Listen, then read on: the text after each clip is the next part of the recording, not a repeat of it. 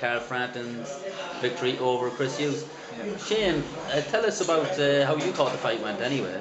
You know, we've heard from Carl, but Well, he executed it brilliantly. I thought that was the best performance he's done so far. In my opinion, he won every round. He had a couple of times when he switched off. On the whole, I thought he was punch perfect. and you seemed yourself. You're in his corner now. You've got your license. How long did it take you to get your license, and what did you have to go through to get that? I went up to Scotland and it took me just a weekend actually. So it was around last summer. So I got it then, and ever since then I've been in the corner. I was in the corner with Quan, and after the Turley fight, he said that you're doing a lot of the training, so I want you in the corner. So that's how it progressed. You went to university in sport. What did you go to university? All right, okay. Because I was boxing full time. So I was boxing and trying, and I went, obviously after my A levels, I went out and boxing the Ulsters, and I was travelling. I was doing a lot of boxing then, so I didn't go to university, but I picked up a lot of education outside. Right, because you seem to be quite big into nutrition. What's your background in nutrition and all that? Well, nutrition and strength and conditioning. So it's just the two of them together. It's combined. I'm learning off a guy called Charles Poliquin, who's the #1 guy, and science is the key. It's always continue learning. He's spot on with this. He's constantly sending out new articles. I just read them all. Right. Okay. So it's almost self-taught. Yeah, exactly. You read them, and I go out and go. I went to Rhode Island in November to do more strength and conditioning. So I'm up to his level 3 qualification. So yeah.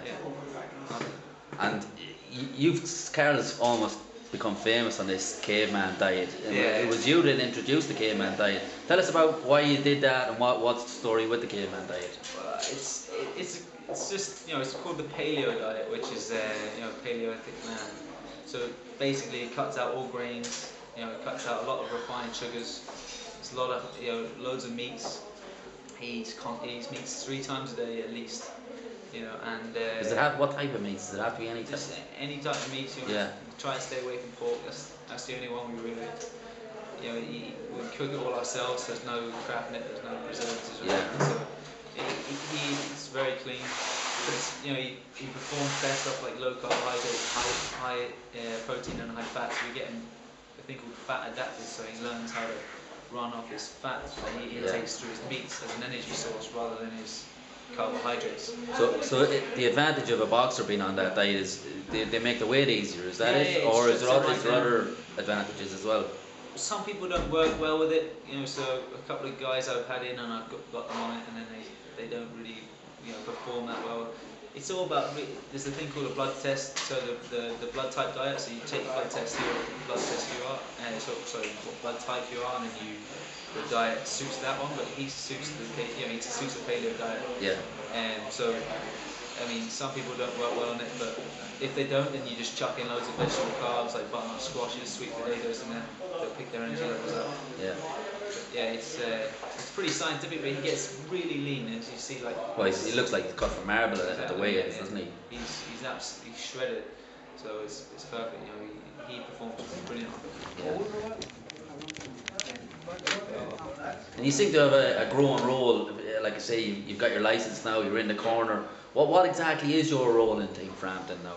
Well, his coach when he comes over here. Yeah. So, and I send off programs for when he's away there. So I send off a strength and conditioning programs when he's training at home, and a lady called Mary Hunter follows them and takes him through the sessions when he's back there, and then Jerry obviously trains him when he's back there. And 8 weeks prior to the fight, he comes over. 6 to 8 weeks sometimes, but we try and get it around 8, and he'll come over and he just literally breathes and sleeps boxing day in day out, and I get up and I train with him in the morning. We'll do, whether it's running, sparring. Obviously I don't spar with him because I'm a lot bigger than him.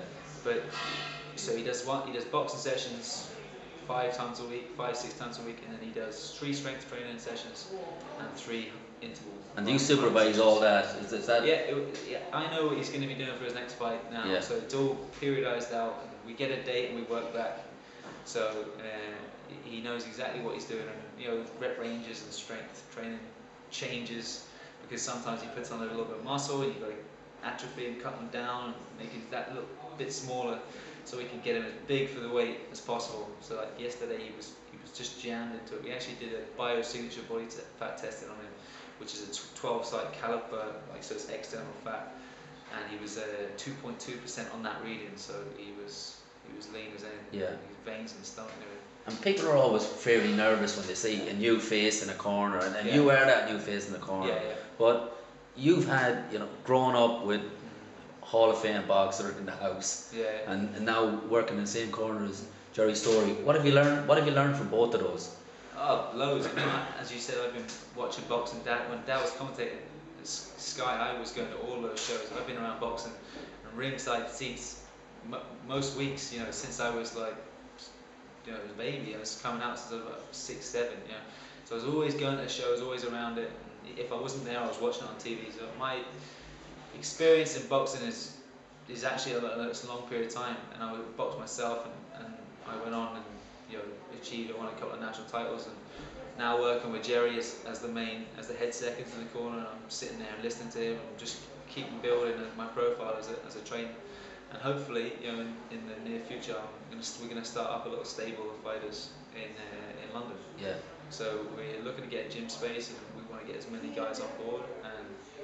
And I've got a couple of guys that are going to help back it. We're going to take it from there. So fantastic. That's big news. Stable, yeah. Yeah. So when do you think you'll have that up and running? Well, hopefully, sometime like in the next year or So 2012, probably. Yeah, maybe. It depends. It's all up in the air at the moment, but we want to cheers, mate. We want to get it, as soon as we can, really. Because training in the basement is not the best facilities. And traveling around for sparring. But the sooner we can get that, the better. I mean, he's happy. He's at the moment. He's got sponsored by my gym, and I'm training at my personal training. So if we can get a boxing ring and a place that we can, bring fighters in and train them up. More conducive to where you want to go, especially at the level that you're at.